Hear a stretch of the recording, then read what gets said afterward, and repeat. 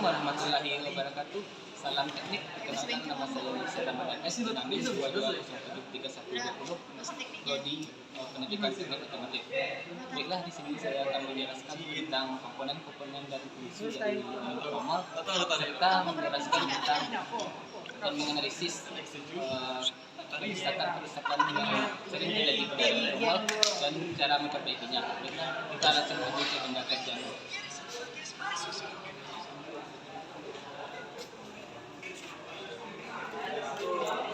Baiklah, langkah selanjutnya yaitu saya akan menunjukkan komponennya. Yang pertama yaitu silinder roda. Silinder roda berfungsi mengubah tekanan fluida yang dibangkitkan oleh master silinder menjadi gerakan mekanis yang mendorong sepatu rem. Kedua yaitu pelat penahan. Pelat penahan berfungsi untuk sebagai pelindung rem tromol atau sebagai dudukan tempat komponen. Dan yang ketiga yaitu pegas pembalik sepatu rem. Pegas pembalik sepatu rem berfungsi untuk membalikkan posisi sepatu rem saat ditekan. Dan yang keempat yaitu penyetel kanvas otomatis yang berfungsi untuk menyetel celah kanvas rem. Yang kelima yaitu pegas penahan sepatu rem, yaitu berfungsi untuk menahan sepatu rem pada backing flat. Yang keenam yaitu tromol rem yang berfungsi sebagai bidang gesekan bersama kanvas rem agar putaran roda bisa berhenti pada saat sistem dioperasikan. Lalu yang ketujuh yaitu sepatu rem dan kanvas, berfungsi untuk sebagai tempat melekatnya kampas rem pada tromol. Lalu yang kedelapan yaitu as roda atau axle shaft yang berfungsi untuk menghubungkan diferensial. Selanjutnya yaitu kerusakan yang sering terjadi pada tromol. Pertama yaitu tidak berfungsi atau blong, rem cepat habis, pengereman dengan penekanan pedal yang berulang-ulang. Penyebabnya yaitu antara sudah haus dan cara memperbaikinya yaitu dengan mengganti kampas rem tersebut. Selanjutnya yaitu rem cakram pada mobil atau sistem rem cakram pada mobil. Komponen-komponen pada rem cakram mobil yaitu satu kaliper. Fungsinya yaitu menghimpit kampas rem pada piringan cakram sekaligus menopang kampas dan piston rem. Selanjutnya yaitu kaliper bracket. Kaliper bracket adalah fungsinya yaitu menahan kaliper agar tetap berada pada tempatnya. Komponen ini terhubung langsung dengan steering knuckle. Selanjutnya yaitu piston brake. Komponen ini bertugas untuk menekan kampas rem atau brake ke piringan cakram. Keempat yaitu seal piston. Fungsinya yaitu menarik piston kembali ke tempat semula setelah proses pengereman. Kelima, selang hidrolik. Fungsinya untuk menyalurkan minyak rem ke kaliper rem. Selanjutnya yaitu kampas rem. Kampas rem bertugas untuk menekan piringan cakram agar cakram berhenti. Selanjutnya yaitu piringan cakram. Tugas dari piringan cakram adalah menerima tekanan dari kampas rem sehingga dapat mengurangi kelajuan pada kendaraan. Yang kedelapan yaitu master silinder, berfungsi untuk mengubah tekanan dari pedal rem menjadi tekanan hidrolik pada minyak rem. Kesembilan yaitu minyak rem. Komponen inilah yang menggerakkan rem cakram. Dengan adanya minyak rem, maka mekanisme hidrolik dapat terjadi. Minyak rem menyalurkan tenaga gerak dari pedal rem ke kaliper hingga akhirnya kampas rem dapat menekan piringan cakram. Selanjutnya yaitu tangki minyak rem. Tangki minyak rem berfungsi untuk menampung cadangan minyak rem. Selanjutnya yaitu booster. Booster yaitu komponen rem cakram yang bertugas untuk meringankan sekaligus melipat gandakan daya pengereman. Yang ke-12 yaitu pedal rem. Pedal rem berfungsi untuk layaknya sebuah saklar dalam sistem pengereman. Selanjutnya yaitu kerusakan-kerusakan yang sering terjadi pada rem cakram dan cara mengatasinya. Yang pertama yaitu munculnya suara berdecit.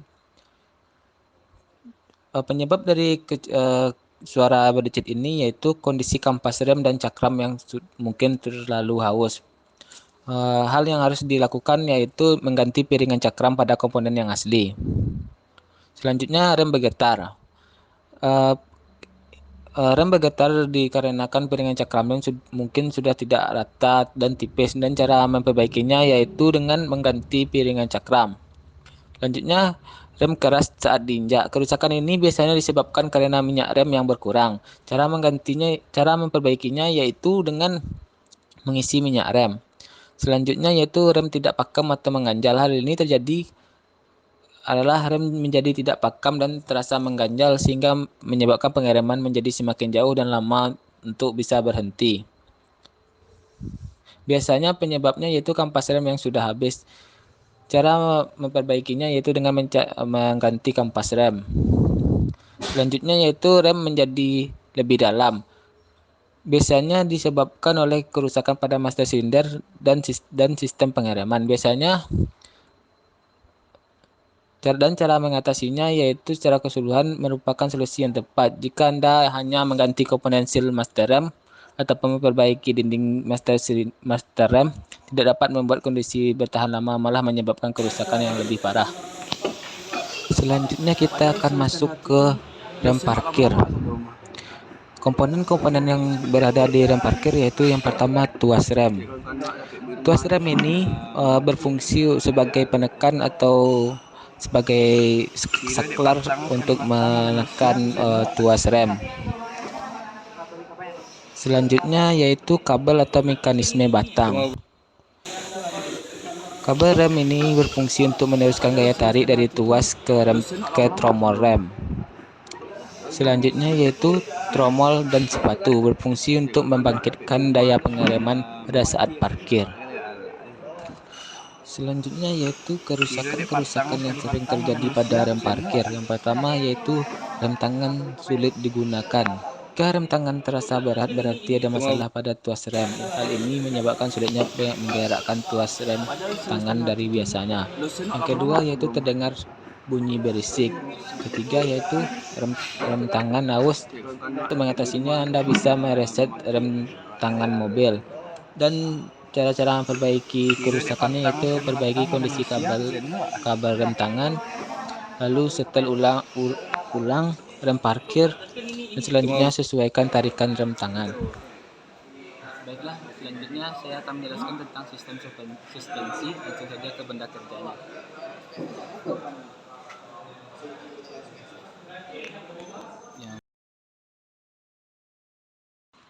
Baik, selanjutnya yaitu komponen-komponen dari sistem kemudi. Yang pertama yaitu sistem kemudi manual. Berikut komponennya yaitu satu, steering wheel.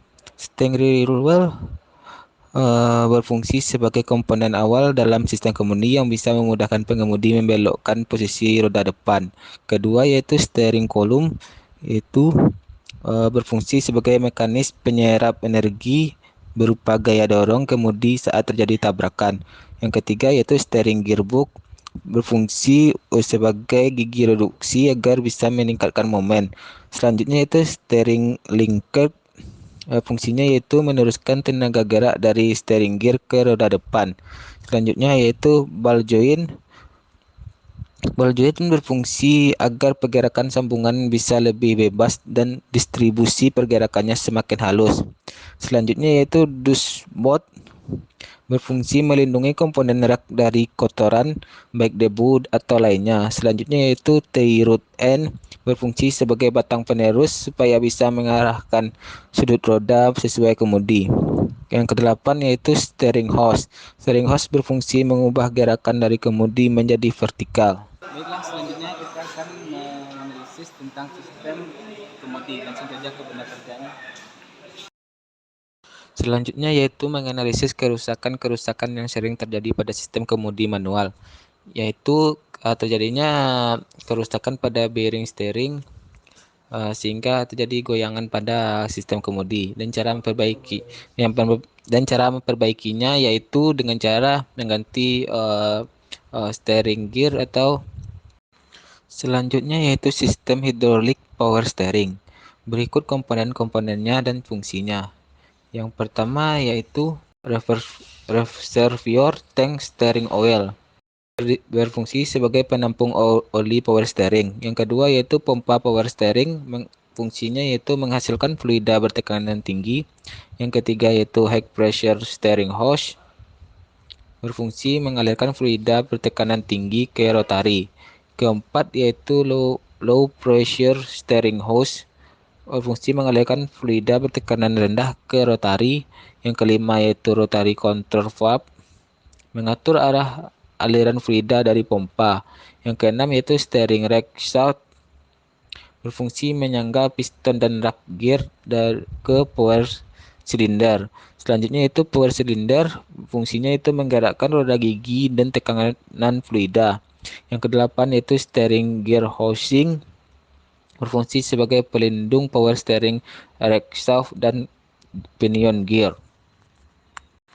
Selanjutnya yaitu kerusakan yang sering terjadi pada sistem kemudi power steering, yaitu kemudi terasa berat. Kemudi terasa berat diakibatkan oleh kehausan pada komponen. Dan cara memperbaikinya yaitu dengan mengganti komponen yang haus. Selanjutnya yaitu sistem kemudi power steering elektrik. Komponennya yaitu yang pertama yaitu clutch. Clutch berfungsi sebagai penghubung dan melepaskan motor dengan batang kemudi sesuai kondisi. Kedua yaitu motor elektrik, berfungsi sebagai meringankan setir kemudi ketika diputar ke kiri dan ke kanan. Selanjutnya yaitu turbo sensor, yaitu memiliki fungsi untuk memberikan informasi atau data ke kontrol modul atau ECU ketika setir kemudian mulai diputar. Yang keempat yaitu electronic control module atau ECU, berfungsi untuk mengatur kerja dari power steering elektrik secara menyeluruh. Yang kelima yaitu noise suppressor, berfungsi untuk membaca atau mendeteksi kondisi kerja mesin. Vehicle speed sensor, berfungsi untuk memberikan data atau informasi kepada EPS kontrol modul mengenai kecepatan mobil. Selanjutnya yaitu onboard diagnostic display, berfungsi memberikan informasi kepada pengemudi apabila terjadi masalah pada electric power steering dan pengemudi disarankan untuk segera memeriksanya. Selanjutnya kerusakan-kerusakan yang sering terjadi pada sistem power steering elektrik. Yang pertama yaitu aki dan alternator kurang daya listrik. Yang kedua yaitu gangguan pada motor EPS. Yang ketiga yaitu gangguan pada steering rack. Yang keempat yaitu cross joint steering shaft alami gangguan. Yang kelima yaitu sensor EPS tidak bekerja dan gangguan pada modul EPS. Baiklah, kita langsung masuk ke komponen dan fungsi dari sistem suspensi. Komponen yang pertama yaitu pegas. Pegas berfungsi yaitu menyerap berbagai getaran atau kejutan yang dihasilkan dari gesekan antara roda-roda mobil dengan jalan supaya bisa diteruskan pada mobil. Yang kedua yaitu shock absorber, yaitu berfungsi untuk membantu dan meredam oksilasi atau gerakan naik turun yang ditimbulkan oleh pegas saat sedang menyerap getaran. Yang ketiga yaitu ball joint. Ball joint berfungsi untuk menerima beban lateral atau horizontal dan akan berguna sebagai sumbu putaran saat kendaraan tersebut hendak berbelok arah. Yang keempat yaitu stabilizer ball. Stabilizer bar berfungsi untuk menjaga keseimbangan bodi mobil saat berbelok. Yang kelima yaitu bumper. Bumper berfungsi untuk mengerutkan kendaraan, dan rebounding bumper berfungsi saat kendaraan dalam posisi yang mengembang. Yang keenam yaitu lateral control rod, berfungsi sebagai salah satu komponen yang tidak bisa dianggap remeh peranannya dalam sebuah mobil, dan komponen ini pasti ada di semua jenis mobil. Yang ketujuh yaitu upper dan lower arm. Yang kedelapan yaitu strut bar, berfungsi buat menahan lower arm. Yang kesembilan yaitu knuckle arm, yaitu memiliki peranan yaitu sebagai sistem suspensi sehingga Anda perlu merawat komponen ini dengan baik.